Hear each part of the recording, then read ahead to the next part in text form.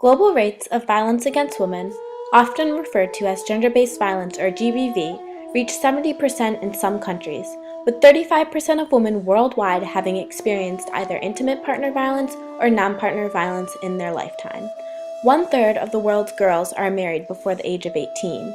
1 in 9 are married before the age of 15. Every year, more than 14 million girls become child brides. In 1993, the United Nations General Assembly adopted the United Nations Declaration on the Elimination of Violence Against Women. According to the declaration, violence against women entails any act of gender-based violence that results in or is likely to result in physical, sexual, or psychological harm or suffering to women. When I think of gender-based violence, I think of feminicide, I think of rape during wartime, of female circumcision, violence that is targeted towards women. It's very much about power and of control, and it is targeting a group that is people identify as more vulnerable just because of their gender and just because of how society views females, and so they are seen as an easy target, unfortunately. Gender-based violence, I think, is too broad of a word. UN Secretary General Ban Ki-moon says violence against women and girls directly affects individuals. So the question becomes, what are you going to do about it? Violent acts and practices that limit women's ability to live, grow, prosper, and contribute to society must stop. But of course, anyone can throw out a lot of big numbers. So let's narrow our focus by looking at one form of GBV in Ethiopia. First, the big picture. Ethiopia has the highest proportion of reported physical assaults out of 22 countries. 71% of women have reported physical or sexual violence, 75% of girls undergo female genital mutilation, and 81% of women said they believe their husbands have the right to beat them. One of the most common forms of GBV in Ethiopia is early marriage, with an average national marriage age of 16.1 years. In The Displaced and Dispossessed of Darfur, explaining the sources of a continuing state-led genocide, John Hagen and Joshua Kaiser analyzed the genocide in Darfur from a sociological perspective by dissecting the physical and social conditions that culminated in the massive humanitarian crisis. The authors embrace a unique approach to exploring the conflict. They focus on the unfolding of the genocide, the history of the conflict, viewing the catastrophe as a process rather than a static phenomenon. They signaled that to understand the conflict, it is necessary to analyze the multiple dynamic roots rather than the most visible surface of the problem. Similarly, comprehending the broad scope and multiple causes of gender-based violence in Ethiopia necessitates using a sociological approach akin to the one employed by Hagen and Kaiser. Emulating the author's analytical method will allow me not only to identify the causes and effects of GBV in Ethiopia, but also to propose an alternate solution to the human rights abuse. In Ethiopia, the underlying causes of child marriage include women's low status and limited power, their low access to social and economic resources, limited enforcement of gender-sensitive laws, and lack of legal protection to women and girls.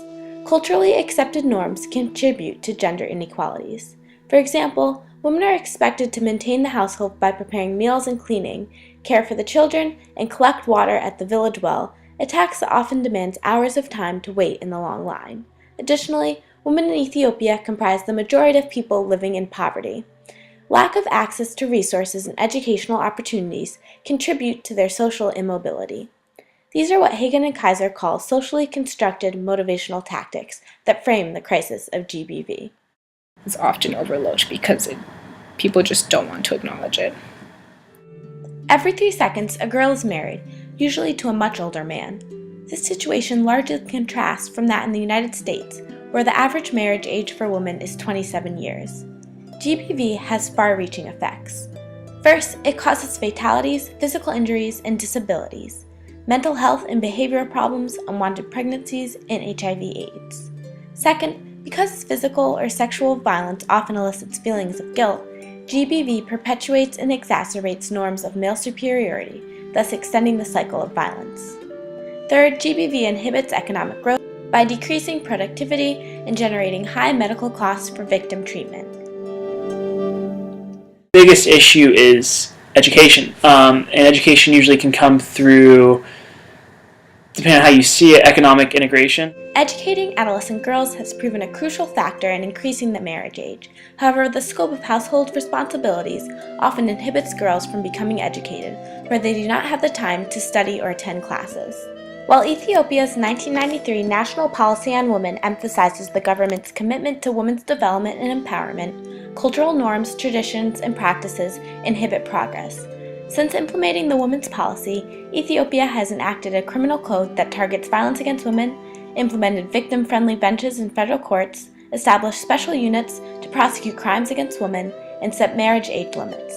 Training sessions exist so judges, prosecutors, and police officers can learn about women's rights. Unfortunately, these legislative and judicial tactics lack successful results, for they fail to engage men and boys.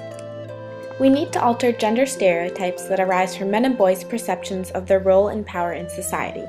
The restorative justice practice of circle processes would serve as an ideal model.